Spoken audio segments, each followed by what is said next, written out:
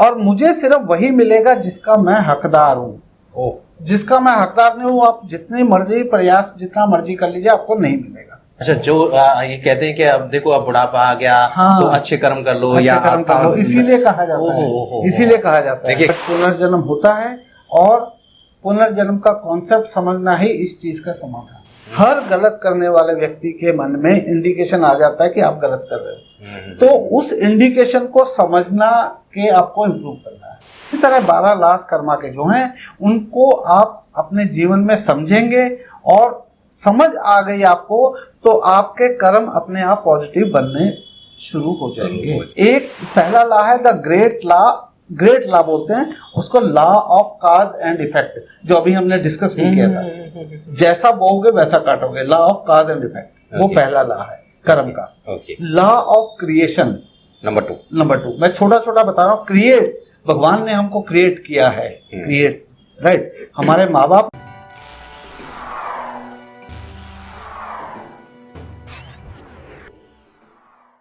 हम अपनी इस अदा पर भी गुरूर करते हैं कि हम अपनी इस अदा पर भी गुरूर करते हैं, नफरत हो या प्यार, कि हम अपनी इस अदा पर भी गुरूर करते हैं, नफरत हो या प्यार, जब भी करते हैं भरपूर करते हैं, और करते नहीं इंतजार किसी के साथ आने का, कि करते नहीं इंतजार किसी के साथ आने का।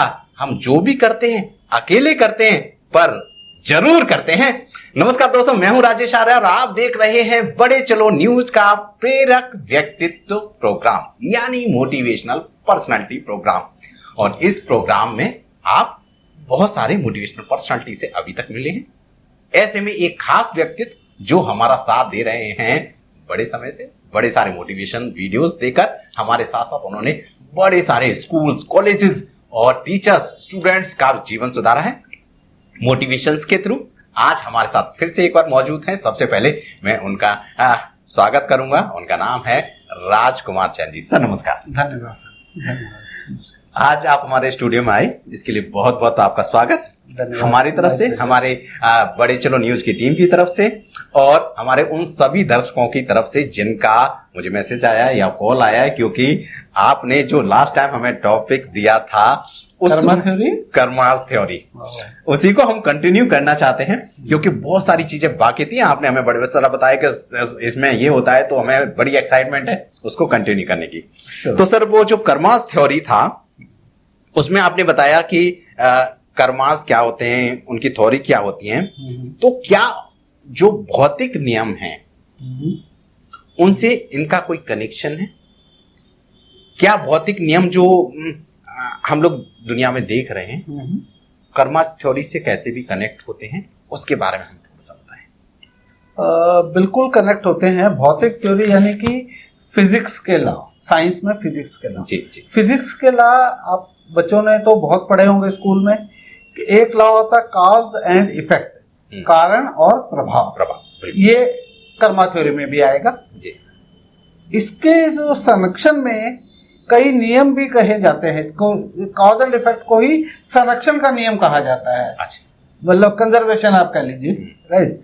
और सिस्टम के किसी भी हिस्से के लिए इनपुट और आउटपुट जरूरी होता है। कुछ भी कार्य हो, इनपुट और आउटपुट, उसको इनपुट और आउटपुट को दोनों को लंबे समय तक संतुलित रखना है, तभी वो प्रोजेक्ट काम करेगा, तभी वो मशीन काम करेगी। ये फिजिक्स के लॉ कहते हैं। जी। सेम लॉ, सिमिलर लॉ कह लीजिए आप, कर्मा थ्योरी में भी है, जो हम पर अप्लाई होता है, हमारे पे अप्लाई होते हैं। अच्छा। जैसे हमने कॉज एंड इफेक्ट बोला, इधर आ जाएगा, जैसा मैं बोऊंगा वैसा ही काटूंगा। अच्छा, जैसा आप बोएंगे वैसा ही काटेंगे। फिजिक्स का लॉ लिया हमने, कॉज एंड इफेक्ट, इसके कॉरेस्पॉन्डिंग हमारे पे जो अप्लाई कर्मा थ्योरी करेगी, वो जैसा आप बोएंगे वैसा काटेंगे। राइट। बहुत अच्छा। और मुझे सिर्फ वही मिलेगा जिसका मैं हकदार हूँ। जिसका मैं हकदार नहीं हूँ, आप जितनी मर्जी प्रयास जितना मर्जी कर लीजिए, आपको नहीं मिलेगा। और मैं अपने डिसीजंस के लिए स्वयं जिम्मेदार हूँ। ये लॉज जो हैं फिजिक्स के लॉ से रिलेटेड हैं और मेरे पे अप्लाई होते हैं, राइट। आगे अगर इसको बढ़े, हम जन्म के अंतर को स्पष्ट हमें करना होगा। जन्म का अंतर, एक बच्चा गरीब परिवार में पैदा हुआ, एक अमीर में क्या हुआ, इसका जो अंतर है वो हमें स्पष्ट करना होगा। कर्मा थ्योरी आपको बताएगी। अच्छा। ये क्यों है, राइट। मृत्यु से ठीक पहले किए गए कर्म बहुत आवश्यक होते हैं, उनको ध्यान रखना पड़ेगा हमें। अच्छा, मृत्यु से पहले जो आपने कर्म जो भी किए हैं, मृत्यु से 1 आध साल पहले कर लीजिए या 1 आध महीना पहले, वो बहुत आवश्यक होते हैं। वो लास्ट में स्टोर रहते हैं ना, तो उनका फल बड़ी जल्दी अगले जन्म में मिलने वाला है। अच्छा, जो ये कहते हैं कि अब देखो अब बुढ़ापा आ गया, हाँ, तो अच्छे कर्म कर लो, अच्छे या कर्म कर लो, इसीलिए कहा जाता है, इसीलिए कहा जाता है। देखिए क्या कनेक्टिविटी सर ने निकाली, वेरी गुड सर, बहुत मजा आ रहा है। और रीबर्थ जिसको बोलते हैं पुनर्जन्म, राइट, इसके कॉन्सेप्ट का जो है ये सारा इसी का समाधान है, रीबर्थ जो है। अच्छा। हम रीबर्थ पुनर्जन्म में विश्वास करें या ना करें, वो हम आपको बाध्य नहीं कर सकते कि आप पुनर्जन्म में विश्वास करिए, बट पुनर्जन्म होता है और पुनर्जन्म का कॉन्सेप्ट समझना ही इस चीज का समाधान है। अच्छा, कर्मा थ्योरी को, कर्मा थ्योरी को, और इसी को मैं जैसे मैंने पहले बताया फिजिक्स का लॉ कॉज एंड इफेक्ट, इस पे हमें अधिक ध्यान देना होगा। ओके, कॉज एंड इफेक्ट पे। सर तो कॉज एंड इफेक्ट को आपने मुझे समझाया, मुझे समझ में आया कि इस पे हमें बहुत ध्यान देने की जरूरत है।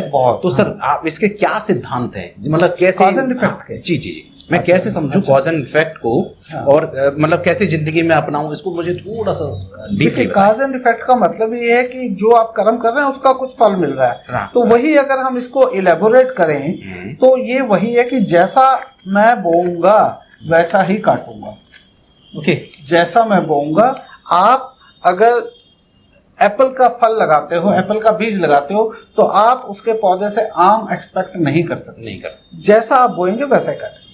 मुझे केवल वही मिलेगा जिसका मैं हकदार हूं। ये कॉज एंड इफेक्ट में मैंने बताया, जिसका मैं हकदार हूं। कुछ भी आपको ये भी ध्यान रखना है, लाइफ में कुछ भी मुफ्त में नहीं मिलता। Everything has a cost attached to it. कोई चीज मुफ्त में नहीं मिलती। जी जी, मैं अपने भाग्य का निर्माता खुद हूं, अपने भाग्य का निर्माता। ये नहीं कि आपको भाग्य किसी और के से मिल गया, वो आपके भाग्य में था, आपने निर्माण किया है। आगे आगे हम देखेंगे कि भाग्य कर्म से कैसे रिलेटेड है। आप कह रहे हैं कि जो भाग्य बन रहा है आपके कर्मों द्वारा, आपके कर्मों द्वारा। ओके, ठीक है, हमें कर्म अच्छे रखने, कर्म अच्छे रखने। मैं जो भी हूँ, जिस चीज का सामना कर रहा हूँ आज, वो मे भी वो पिछले जन्म का परिणाम। Okay, right. अगर मेरी जिंदगी में अच्छी चीजें हो रही हैं, हाँ, वो मेरे पिछले अच्छे कर्मों का परिणाम होगा। हाँ, और मेरी जिंदगी में कुछ घटनाएं घट रही हैं, बुरी हो रही हैं, वो भी मेरे पिछले जन्म का है। और सिमिलरली मैं भविष्य में क्या बनूंगा या भविष्य में मेरे साथ क्या गत होगी, वो मेरे वर्तमान के कार्य का, जो मैं आज काम कर रहा हूं उसका फल वो आपको भविष्य में मिलेगा। जो आज आपको फल मिल रहा है वो पिछले जन्म का मिल रहा है, और जो कुछ आज आप कर रहे हैं उसका फल आपको मे भी अगले जन्म में। आप ये कहने की कोशिश कर रहे हैं अगर आपको अगला जन्म सुधारना है तो अभी अच्छे कर्म करें, अच्छे कर्म करें। वेरी गुड, बिल्कुल, बहुत अच्छा सर। तो सर आपने अभी अभी मुझे बताया कि मुझे इस जन्म के जो कर्मों का फल है अगले जन्म में जरूर मिलेगा, जरूर, यही कह रहे हैं, कोशिश कर रहे हैं। बिल्कुल सर, मैं क्या करूं? हो सकता है इसी जन्म में मिल जाए। जैसे मैंने बताया, इंस्टेंट कर्मा भी होते हैं, फिक्स डिपॉजिट कर्मा भी होते हैं, शॉर्ट ड्यूरेशन कर्मा भी होते हैं। तो हो सकता है इसी जन्म में मिल जाए, पर अगले जन्म में फिक्स डिपॉजिट की तरह अगले जन्म में अवश्य मिलेगा। तो sir how should I work, मतलब मैं क्या करूं ऐसा? आप क्या करें जी? एक तो आप ये ध्यान रखिए, याद रखिए कि यू हैव टू पे बैक, कि जो कुछ आपने किया उसका आपको पे बैक करना है। ओके, और जो कुछ पीछे किया उससे ज्यादा इंप्रूव करना है अपने आप को। ये दो चीजें आपको याद रखनी है। थोड़ा सा एक्सप्लेन करें सर इसको। हाँ, आपको पे बैक करना है और इम्प्रूव करना है। कि जो आपको लग रहा है कि अभी से ये आपकी मनस्थिति या आपका दिमाग या आपकी बुद्धि आपको इंडिकेशन दे देगी, राइट, कि आप गलत कर रहे हो। इंडिकेशन आ जाएगा अपने आप, राइट। हर गलत करने वाले व्यक्ति के मन में इंडिकेशन आ जाता है कि आप गलत कर रहे हो। तो उस इंडिकेशन को समझना के आपको इम्प्रूव करना है। ओके, अधिकतर लोग, अधिकतर का मतलब मैं कहूंगा कि 95% लोग उस इंडिकेशन को नहीं समझते हैं। आपको इंडिकेशन आती है, लेकिन इंडिकेशन को हम इग्नोर कर देते हैं, राइट। जीवन में दूसरा है, कोई शॉर्टकट नहीं है कि आप कहो कि इसको जल्दी जल्दी से कुछ कर लिया जाए। जिसको जितना समय लगना है वो लगना ही है, राइट। ये शॉर्टकट्स नहीं है। हार्ड वर्क करने का कोई भी दूसरा वो नहीं है उसका, कि आप हार्डवर्क करने के अलावा कुछ किसी और चीज से काम चला लो। हार्डवर्क करना ही करना है, राइट। फेयर रहना ही रहना है आपको। बीइंग फेयर मीन्स आप दूसरों के लिए आप झूठ बोल सकते हो, दूसरों को आप धोखा दे सकते हो, सब कुछ कर सकते हो, बट वो आपके नेगेटिव कर्म इकट्ठे हो रहे हैं, संचित हो रहे हैं। संचित कर्मा पे हम आएंगे।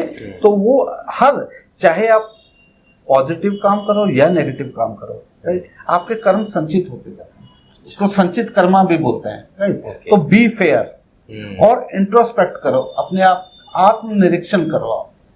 अच्छा, कि आप गलत कर रहे हो, सही कर रहे हो। मैंने अभी बताया कि आपका दिमाग, आपका माइंड आपको इंडिकेशन जरूर देगा कि आप गलत कर रहे हो या सही कर रहे हो। वो इंडिकेशन को समझना है। ये है कि आपको क्या करना है। सर, आपने इसमें एक चीज मुझे अभी कही कि हम जो कर्मास कर रहे हैं उसका या तो हमें इंस्टेंट रिजल्ट मिलेगा, अगर इंस्टेंट नहीं मिला तो अगले जन्म में मिल सकता है। यस, अच्छे कर रहे हैं तो अच्छा रिजल्ट होगा, हाँ। बुरे कर्म कर रहे हैं तो बुरा रिजल्ट मिलेगा। बिल्कुल बिल्कुल। सर, एक अलग से मेरा स्पेशल मेरे दिमाग में क्वेश्चन आया, मुझसे गलती बस कोई गलत काम हो गया अभी, और मुझे पता भी है मुझसे गलती हो गई और मुझे इसका दंड मिलेगा, हाँ। तो क्या मैं उसके एवज में कुछ अच्छा काम करके उसको रिमूव कर सकता हूँ इसी जन्म में, और मुझे दिमाग में ये भी चल जाए कि मैंने गलती की थी, मैंने उसके बदले में ये अच्छा काम कर दिया, अब वो उसका दंड मुझे नहीं मिलने वाला। क्या इज इट पॉसिबल? नहीं। देखिए, आपने जो गलत कर दिया उसका तो फल आपको मिलेगा ही। जो आपने अच्छा किया वो, देख, भगवान के पास एक बैलेंस शीट है, इधर आपके अच्छे काम, इधर आपके बुरे काम। जो आपने बुरे काम किए हैं उनका फल आपको मिलता रहेगा, जो आपके अच्छे हैं वो आपके संचित होते रहेंगे। आपको मे भी अगले जन्म में अच्छा जन्म मिले, अच्छा जन्म मिले, राइट। वो आप ये नहीं कह सकते कि एक बुरा काम दूसरे को काट देगा। अच्छा। मान लो आज आपने किसी की हत्या कर दी, राइट, और इधर से उसको 10 लाख रुपए दे दिए, तो वो काटेगा नहीं। अच्छा। क्योंकि जिसकी आपने हत्या की है उसको कुछ भी कर लो, उसको आप वापस जिंदा नहीं कर सकते। पैसे से जिंदा नहीं, पैसे से जिंदा। तो मतलब कि आपने उसको पैसे दिए वो एक अच्छा कर्म है, लेकिन उसको हत्या की वो बुरा। लेकिन ये दोनों चीजें एक दूसरे को काटेंगे नहीं, मतलब न्यूट्रलाइज नहीं करेंगे। न्यूट्रलाइज ये बन गए। तो सर, सकारात्मक हो या नकारात्मक, इनके रिजल्ट को हम कैसे फेस करें? इनके रिजल्ट को कैसे फेस करें? Okay, right. मुझे कुछ गलतियां हो गई हैं, हाँ, या मैंने कुछ अच्छा कर्म कर दिया, हाँ, मुझे अच्छा फल मिलने वाला है, बुरा फल मिलने वाला है, कैसे? हमने अच्छे किए हैं कर्म या बुरे किए हैं, लॉजिकल या इलॉजिकल कॉन्सिक्वेंसेस का सामना करना है। ओके, माइंड सामना करना ही पड़ेगा। ठीक है। आप उसको खुश मन से सामना कर लीजिए, दुखी मन से कर लीजिए, सामना तो करना ही पड़ेगा उसका। ओके, सामने तो आपके आएगा ही आएगा। ऐसे ही सफलता हो या असफलता हो, राइट, उनसे सबक सीख के आगे बढ़ना है। असफलता से भी सबक सीख के भी मैं इस काम में असफल हुआ तो इससे भी मुझे सबक क्या मिला, उससे आगे बढ़ना है। सफलता अगर मिलती है तो उसमें घमंड नहीं होना है। सफलता को हमें विनम्रता से सामना सफलता करना है, और असफलता का सामना हमने गरिमा से करना है। दुखी नहीं होना उसमें भी, गरिमा से उसका सामना करिए। तो सफलता का भी सामना करिए विनम्रता से, और असफलता का गरिमा से। याद रखना है हमारा पर्पस, टू पे बैक और टू इम्प्रूव अवर सेल्फ। अभी मैं टू पे बैक एक बहुत बड़ा अपने आप में टॉपिक है। आप आगे आगे देखेंगे कि हमारे ऊपर 5 ऋण हैं। ओके, वो मैं बताऊंगा आपको। अच्छा। उनको पे बैक करना है, 5 को। पितृ ऋण है, मनुष्य ऋण है, ये ऋण है। वो मैं 5 ऋण के बारे में आगे बताऊंगा आपको। अच्छा, राइट। इनको पे बैक करना है, 5 का कर्ज उतारना है। आपके ऊपर कर्जा चढ़ा हुआ है 5 जनों का। अच्छा, आप ये कहने की कोशिश करें कि अगर हमने इंसान का जन्म लिया है तो इन 5 कर्जों के साथ लिया है, इन 5 कर्जों के साथ। ओके, उन कर्जों को उतारना है। अगर हमने ये नहीं किया तो आपके बुरे कर्म आपको अगले जन्म में और खराब मिलेगा, या इसी जन्म में हो सकता है कुछ सजा मिले। ओके, मतलब ये बहुत इंपॉर्टेंट पार्ट है कि अगर आप एक इंसान है, ह्यूमन बीइंग है, तो आप 5 कर्जों के साथ तो पैदा ही हुए। 5 कर्जों के साथ तो पहले तो वो हमारी लायबिलिटी होगी क्या, वो हमें उतारने। और अगर हमने ऐसा नहीं उसी को मैं बार बार बोल रहा हूँ, पे बैक करना है हमें। ओके पे बैक करना है। इसका मतलब उन्हें समझना बहुत इंपॉर्टेंट पार्ट है। बहुत इंपॉर्टेंट है। वो हम करेंगे, इसमें डिस्कस करेंगे कि 5 ऋण कौन से हैं और उनका क्या महत्व है, वो करेंगे हम। सब आपने बताया कि परिणाम जो हमें अच्छे हैं बुरे हैं उनका सामना आपको करना पड़ेगा। हाँ। तो मुझे इसके लिए क्या करना चाहिए, व्हाट क्या करना चाहिए, शुड आई डू? देखिए सबसे इम्पोर्टेंट तो अपना कर्तव्य निभाइए। अपना कर्तव्य को रियलाइज करिए, राइट, उसको निभाइए। जब भी मेरे सामने कोई वर्तमान स्थिति है, राइट, और मुझसे जो भी कोई अपेक्षा की जाती है उसको निभाइए। वो आप उसको कर्तव्य मानिए। बहुत जरूरी है, उसको कर्तव्य मानिए अपना। जैसे इसको इग्नोर नहीं। कोई भी काम आपसे अपेक्षित है, मान लो बच्चा, आप पिता हैं, बच्चा आपसे कुछ ऑब्वियसली लव केयर अपेक्षा करता है और आप बच्चे को इग्नोर करते हो, तो आप बुरे कर्म कर रहे हो। आप अपना कर्म नहीं कर रहे जो आपसे अपेक्षित था। आपका बच्चा है, आपने पैदा किया है, वो भी आप पे ऋण है। आपने एक तरह से बच्चा पैदा करना, पितृ ऋण को चुकाना है। राइट, आपने पितृ ऋण तो चुका दिया, लेकिन आप आगे खराब कर्म कर रहे हैं। पितृ ऋण का मतलब सिर्फ इतना ही नहीं है कि बच्चा आगे नेक्स्ट जनरेशन आपने पैदा कर दी। नेक्स्ट जनरेशन का लालन पालन, आप उसके कस्टोडियन हो। राइट, तो आपको उसको लालन पालन भी करना है। इसका मतलब अगर आपने ये पिता बनने का जो ऋण है वो नहीं चुकाया तो हो सकता है आपको बुढ़ापे में भी आपके बच्चे ना पूछे, या अगले जन्म में आपके पिताजी आपको ना पूछे। बिल्कुल। राइट, और इसीलिए, और दूसरा ये कि क्लियर द 5 डेब्ट्स। आपके ऊपर 5 जो ऋण हैं, उन 5 ऋणों को आपको क्लियर करना है। आपके ऊपर ऋण हैं। जैसे अगर हम किसी साहूकार से भी ऋण ले लेते हैं तो साहूकार को वापस करना ही है, नहीं तो साहूकार हमारे पीछे पड़ता है। आप बैंक से ऋण ले लेते हैं तो बैंक वाले आपके पीछे, आपको करना ही करना है, चाहे आपको इंस्टॉलमेंट में करो, चाहे। इसी तरह आप जिन 5 ऋण के साथ पैदा हुए हैं उनको क्लियर करना ही करना है, 5 को। बिल्कुल सब बहुत अच्छा। ये आपको ध्यान रखिए कि मेक श्योर कि आप जितना दुनिया से लेते हैं, समाज से लेते हैं, सोसाइटी से लेते हैं, उससे अधिक दे पाए। तभी आपका पॉजिटिव होगा ना। जितना लिया उतना ही दे दिया तो बैलेंस हो गया, तो आपका अगले जन्म के लिए इकट्ठा कहाँ होगा? इकट्ठा तभी होगा when you give more than what you take. Right, वो है आत्म संयम से खुद को आगे बढ़ाओ। आत्म संयम बहुत जरूरी है। कई चीजों में हमारा मन ऐसा आ जाता है, खाने की चीज हो या कोई और हो, अपने ऊपर कंट्रोल नहीं रहता। राइट, अपने ऊपर कंट्रोल ना रहना भी नेगेटिव कर्मा में की लिस्ट में काउंट हो जाता है। अच्छा, हाँ जी, बड़ी अच्छी बात बताई। देखिए हम सबको व्यवस्थाएं ऐसी हैं कि हमारा कंट्रोल कभी कभी खो जाता है, बट आपको सुनिश्चित कर लीजिए कि ध्यान रख लीजिए कि आपको उनके कंट्रोल में रहना है, क्योंकि ये आपके नेगेटिव कर्म में जा रहा है और नेगेटिव कर्म का रिजल्ट आप समझते जा रहे हैं। जी सर। और इसी तरह कुछ चीजें, ये मैंने बताया क्या करना चाहिए, इसी तरह कुछ चीजें हमें अवॉइड भी करनी चाहिए। सब वो बहुत जरूर बताएं। वो भी है, जैसे सुस्ती, लेथार्जी, वो अवॉइड करिए आप। अच्छा, अब सुस्त पड़े रहेंगे सारा दिन, सुस्ती आती रहेगी तो आप कुछ कर्म कर ही नहीं रहे। ये कह रहे हैं कि सुस्त रहना बुरा कर्म? सुस्त रहना बुरा है। क्यों बुरा है? क्योंकि सुस्त रहने का मतलब क्या है? आप कुछ नहीं कर रहे। तो आप मतलब अपने पिछले कर्मों का जो आपके ऊपर फल है नेगेटिव, आप उसको भी दूर करने का प्रयास नहीं कर रहे। मतलब हम इंसान का जन्म लेके कुछ करने के लिए आए, नहीं कर रहे तो अपने आप में पाप हो रहा है ना। वेरी गुड, बहुत अच्छा। और शॉर्टकट किसी चीज का नहीं है, वो मैंने अभी बताया था। कई बार हम क्या करते हैं कि आपने काम नहीं किया लेकिन हम दूसरों पे इल्जाम लगा देते हैं, या एनवायरनमेंट पे इल्जाम लगा देते हैं, एनवायरनमेंट पे। राइट, कि यार ये ठीक नहीं है, वो ठीक नहीं है, ये ठीक नहीं है। मतलब आपने काम नहीं किया, दूसरों पे ब्लेम करना इज द इजीएस्ट टास्क, सबसे आसान काम है, तो वो मत करिए। राइट, ओवर कंजम्पशन, किसी भी चीज की ओवर कंजम्पशन। राइट, जितना आपकी आवश्यकता उतना ही कंज्यूम करिए, भले उसमें खाना आ जाए, भले लाइट पावर आ जाए, कोई भी रिसोर्सेज, प्राकृतिक रिसोर्स आ जाए, उसको ओवर कंज्यूम मत करिए। ओवर कंज्यूम करने का मतलब आप दूसरे का हक मार रहे हैं, और दूसरे का हक मारने का मतलब नेगेटिव कर्म है, ऐसे रिलेट है। क्या सी बात है। आपके घर में भगवान ने इतना कुछ दे रखा है कि आप बिजली सारा दिन एसी, आपके घर में 4 कमरे, चारों में एसी चलता रहे, भले आवश्यकता एक एसी की है, एक कमरे में है, तो आप दूसरों का हक मार रहे हो। आप ये सोचते हैं यार मैं अफोर्ड कर सकता हूँ, 4 एसी मेरे घर में लगाए, मेरे पैसे से बिजली का बिल जा रहा है, वो मतलब नहीं है। ओवर कंजम्पशन अवॉइड करना है। तो सर इसका मतलब हम इसको कुछ ऐसे भी कनेक्ट कर सकते हैं कि आपने बहुत अच्छी अच्छी बातें करी और हमारे दर्शक सिर्फ इस वीडियो को खुद ही देख रहे हैं, लोगों को शेयर नहीं करें तो क्या इस कैटेगरी में आता है?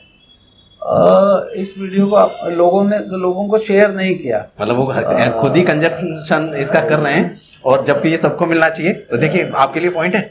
हाँ पॉइंट है, लेकिन मैं इसको ये नहीं कहूंगा, क्योंकि ये आजकल देखिए अब ऐसे वीडियोस हो सकता है कि लाखों जी, राइट। अब कोई भी व्यक्ति लाखों वीडियो शेयर नहीं कर सकता, राइट। तो इसलिए मैं उसको उस कैटेगरी में नहीं मानूंगा कि आपका वो, अगर आपने वीडियो शेयर नहीं किया तो नेगेटिव हो जाएगा।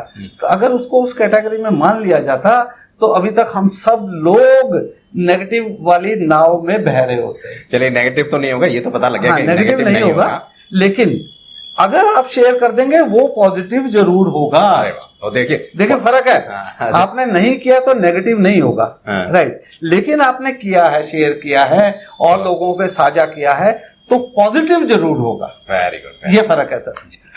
आपने बहुत शानदार चीजें बताई, पूरा दिमाग हिला दिया।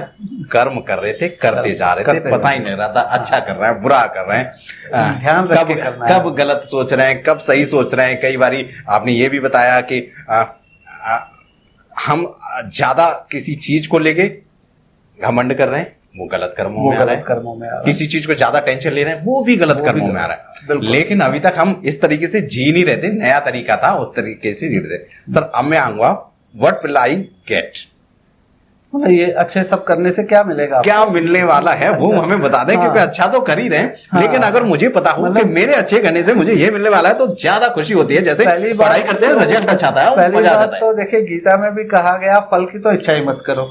फिर भी सिंस आपने पूछा है कि मुझे, पहली बात तो हमें जानने की जरूरत नहीं होनी चाहिए हमें क्या मिलेगा। आपका काम है कर्म करते रहो, अच्छे कर्म करते रहो। सर फिर भी लिखा है, हाँ, लेकिन शायद ही कोई आदमी ऐसा होगा जो ना जानना चाहेगा मुझे क्या मिलेगा। ठीक है, तो मैं तो जरूर चाहूंगा। मैं इतना जरूर बोल सकता हूँ कि अच्छे कर्म करने से आपको पीस ऑफ माइंड मिलेगा, मन की शांति मिलेगी, मैच्योरिटी मिलेगी टू आस्क फर्दर क्वेश्चन। भगवान से भी अच्छे क्वेश्चन पूछने की आपको मैच्योरिटी आएगी। और संतों से तो अच्छे क्वेश्चन आप संत कथा में जाते हैं कई लोग, आजकल तो कम हो गया, पहले बहुत जाते थे। तो संतों से किसी को क्वेश्चन पूछने की हिम्मत नहीं होती थी। अच्छे कर्म करते रहिए, वो हिम्मत भी आ जाएगी। ओके, अल्टीमेट पर्पस ऑफ जीवन का अल्टीमेट उद्देश्य क्या है, क्या, राइट, इसको समझ आ जाएगी अगर आप अच्छे कर्म करोगे, इसकी समझ आ जाएगी। अच्छा, कि पर्पस क्या है, राइट। ध्यान और धर्म शास्त्र अध्ययन में संलग्न होने के लिए आपको कामनेस, शांति मिलेगी कि ध्यान आपका लगे। आजकल ठीक है जमाना ऐसा आ गया, हम भी कलयुग में है, ये ध्यान व्यान की बातें हमें अच्छी नहीं लगती हैं, सुनने में भी अच्छी नहीं लगती है। मैं समझ रहा हूँ, मैं भी इसी युग में हूँ। बट अगर इन चीजों को फॉलो करेंगे आपको मन की शांति मिलेगी। ध्यान और धर्म शास्त्र में संलग्न होने के में भी शांति आपको मिलेगी। वो आप करके देखेंगे तब आपको पता लगेगा। हो सकता है कहने से आप ना समझ पाए, ये जरूर मिलेगा आपको। सही है, सही है। आपने बड़ी सारी चीजें बताई। आपने मुझे ये भी बताया कि कर्मास के 12 लॉज होते हैं, 12 लॉज होते हैं, 12 ये यूनिवर्सल लॉज हैं 12। सर मैं इनके बारे में थोड़ा सा जानना चाहूंगा। आज समय की कमी होती जा रही है, लेकिन मैं ये जरूर चाहूंगा कि हम जब इसका पार्ट 3 लेके आए, पहला हम कर चुके हैं, पार्ट 2 में अभी हैं, पार्ट 3 लेके आए, तो हम उस स्टेज तक पहुंच जाएं जहां हमें किसी की जरूरत नहीं है, हम अपनी जिंदगी को समझ चुके हैं, हमें कौन से कर्म करने, कौन से नहीं करने, किस पे कैसे रिएक्ट करना है। तो कर्मास के जो 12 लॉज हैं सर, उसे हमें बताएं। आज राजेश जी, मैं समय की थोड़ी सी दिक्कत होने के कारण आपको 12 लॉज के नाम बता दूंगा। अच्छा। उनके डिटेल एक्सप्लेनेशन पे अगर जाएंगे, हम जा सकते हैं जी, राइट। पहली बात तो उसकी एक एक लॉ की एक्सप्लेन करने के लिए एक एक घंटा चाहिए हमें। ओहो। तो 12 लॉज को एक्सप्लेन करने के लिए कम से कम 12 घंटे चाहिए। ये 12 यूनिवर्सल लॉज हैं, आप हमारे वेदों में डिफाइंड हैं।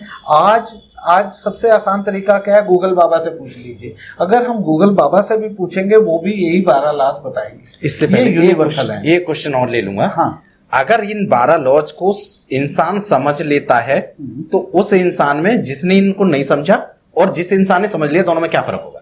दोनों में क्या फर्क होगा? देखिए, अगर जिस इंसान ने 12 लॉज को समझ लिया, राइट, उसकी प्रवृत्ति पॉजिटिव कर्म करने की बनती रहेगी। अरे वाह। उसको नेगेटिविटी सोचने का समय कम मिलेगा या उसके दिमाग में नेगेटिविटी नहीं आएगा। अरे वाह, ये मतलब हो। तो 12 लॉज को समझना चाहिए हमें, जरूर है। वो यूनिवर्सल लॉज हैं, जैसे आपके फिजिक्स के लॉ हैं, उसी तरह ये कर्म के 12 लॉज हैं, स्टैंडर्ड यूनिवर्सल। अच्छा, एक और क्वेश्चन। हाँ, कि क्या हर व्यक्ति के लिए ये 12 लॉ समझना आसान है?